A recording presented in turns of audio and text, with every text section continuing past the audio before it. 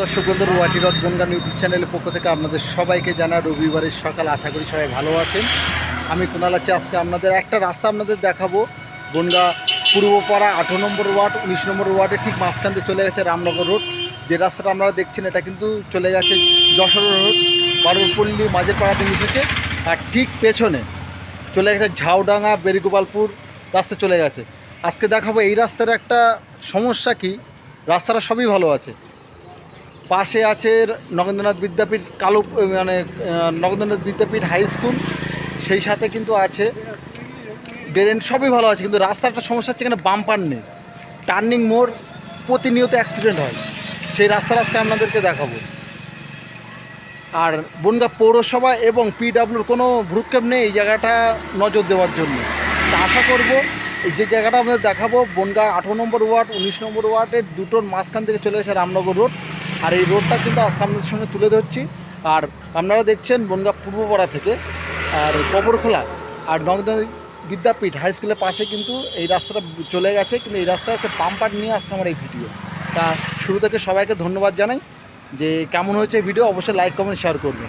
YouTube channel ওয়াটি dot Bongaon YouTube channel. আজকে বন্ধুরা যে রাস্তাটা আপনাদেরকে দেখাবো এটা হচ্ছে টার্নিং মোড়, পাশে কিন্তু আছে বর্ণালী ক্লাব, টার্নিং মোড়। কিন্তু এই রাস্তায় কিন্তু কোনো বাম্পার নেই, সব কিছু হয়েছে, রাস্তা সবই ভালো। আমি বলছি না রাস্তা খারাপ হয়েছে। রাস্তার সামনে রয়েছে জেব্রা ক্রসিং আছে, ড্রেনে জল যায় না, ড্রেনে খুব সমস্যা।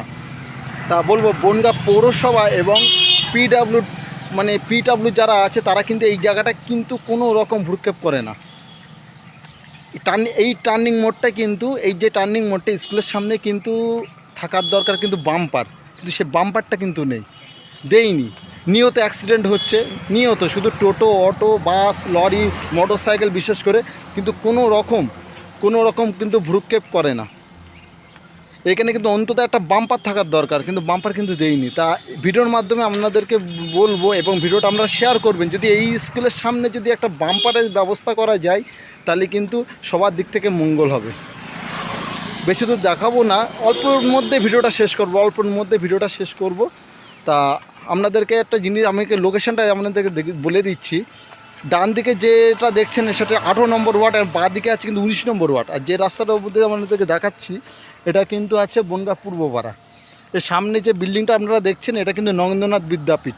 আর ডান দিকে যেটা আছে এটা কিন্তু কবরখোলা। ঠিক এই জায়গাটা কিন্তু কোনো বাম্পারের কোনো বাম্পার বলতে কিছুই নেই।